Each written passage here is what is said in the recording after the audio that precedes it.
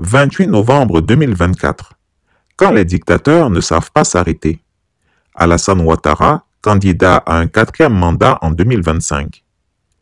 Qui s'est déjà aventuré à penser que le Saint-Esprit visiterait Alassane Ouattara après qu'il ait échappé en 2020 à une humiliation?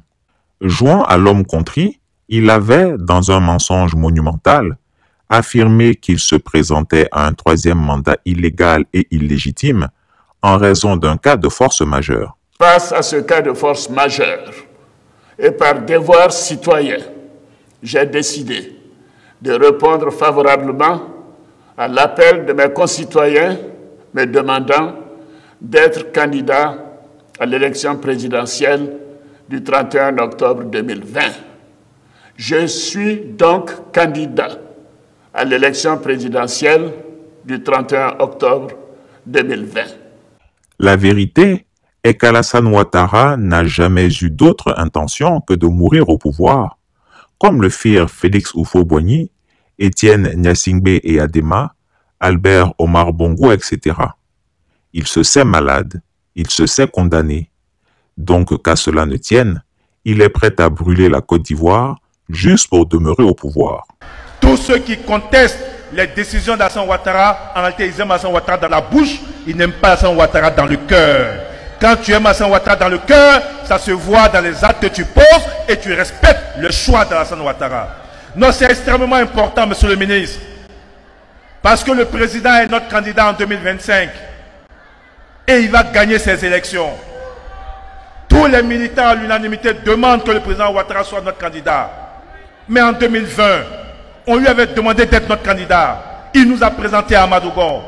Donc c'est une option. On peut lui avoir demandé d'être candidat, mais dans 1 an, il peut nous présenter quelqu'un. Alors si on l'aime, on doit le suivre et on doit respecter ses décisions. Mais ça se voit déjà à un petit niveau.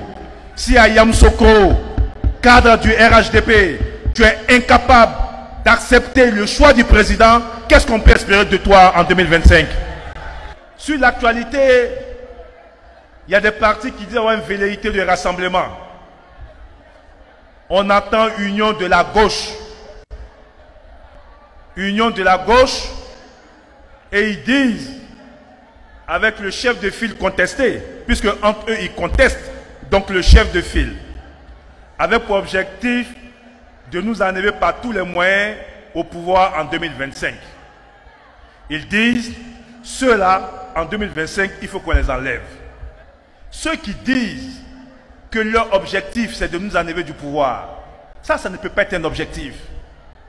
Ton objectif doit être la transformation de ton pays. Et si cette transformation doit entraîner une alternance, elle entraîne une alternance. Mais ton objectif ne peut pas être d'enlever quelqu'un du pouvoir. Mais quand tu nous enlèves, tu vas faire quoi? Quand tu as fini de nous enlever là, c'est là que tu vas réfléchir pour venir replonger ce pays comme tu l'as plongé il y a 10 ans. Jamais on ne te laissera nous plonger, nous ramener encore en arrière. Donc ils n'ont pas de vision. C'est la haine pour Alassane Ouattara et pour le RHDP. Ils sont jaloux. Ils sont consumés par leur haine. Ce n'est pas l'union de la gauche, c'est l'union des haineux, union des aigris, union des jaloux contre les réélections du président Alassane Ouattara. Ensuite, je m'adresse encore aux jeunes. La gauche, là, c'est une signification. Les idéologies politiques, gauche, droite, socialiste, libérale, c'est une signification. Et en fonction de l'idéologie, ça ramène à des valeurs. Oui, la gauche défend des valeurs. En Europe, quand quelqu'un dit qu'il est de gauche, il est contre les discriminations. Vous allez voir les partis de gauche qui sont contre les traitements qui sont faits aux immigrés, qui sont pour l'intégration de tout le monde, qui sont pour une justice sociale. Tous les enfants doivent aller à l'école de façon égalitaire.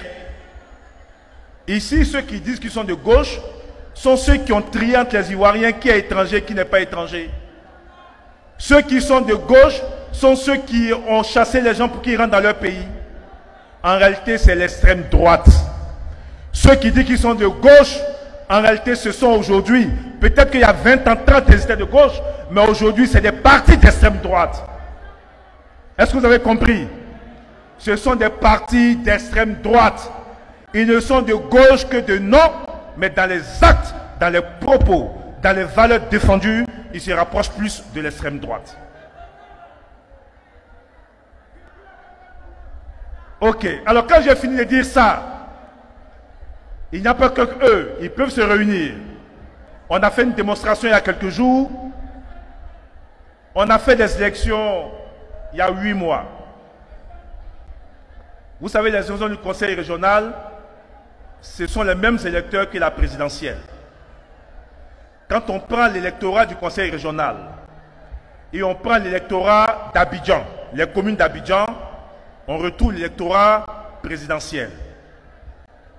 Sur les 2 700 000 personnes qui sont allées voter il y a 8 mois, les Ivoiriens ont donné 1 700 000 voix au RHDP.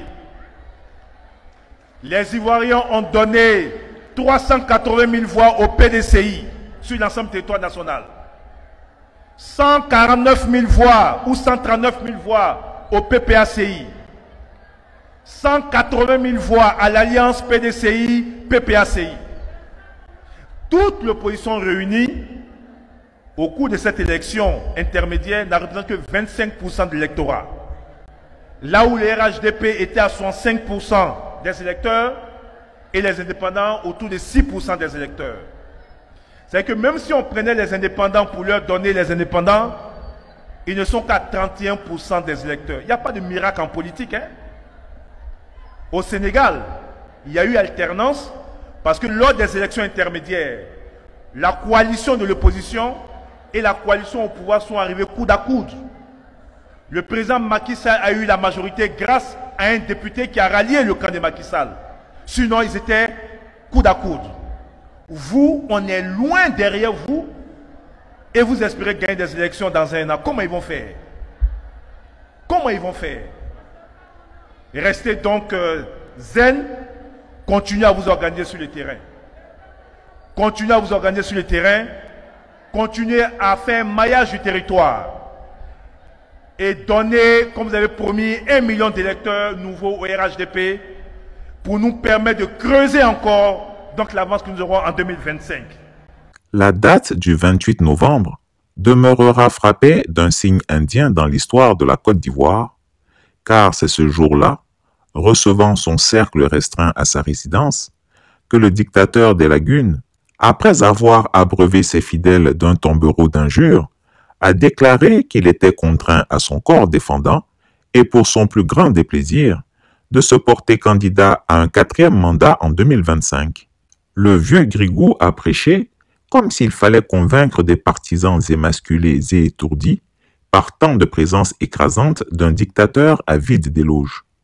Un tel homme est d'une extrême dangerosité. Avec un tel personnage, aucune solution n'est envisageable. Il faut le chasser. Sinon, c'est toute la nation qui risque de se dissoudre. Au RHDP, nous sommes tranquilles. Nous sommes passés partout dans la Côte d'Ivoire profonde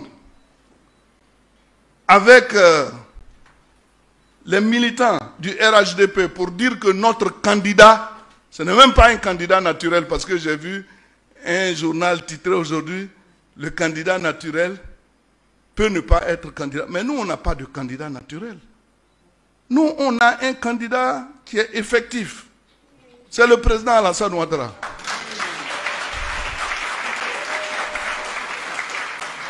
Les gens en ont peur parce que c'est le candidat redoutable.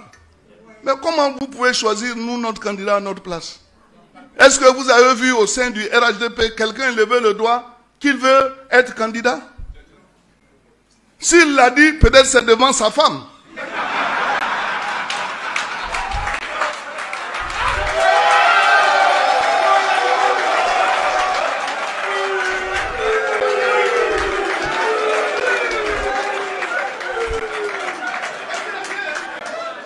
Parce que quand on est dans sa chambre avec sa femme, pour se faire valoir, on va dire, je suis candidat. Mais il faut venir le dire dehors, on va te voir. Donc nous, notre candidat, pour l'opposition qui ne le sait pas encore, c'est bien le président Alassane Ouattara. Voilà. Vous avez vu, tout le monde sait que nous, on a un candidat, il s'appelle Alassane Ouattara. Et il va gagner les élections. Chris Yapi ne ment pas. Retrouvez Chris Yapi sur ses 2 chaînes YouTube, sa chaîne Rumble, ses comptes TikTok, X, Instagram, VK et Threads.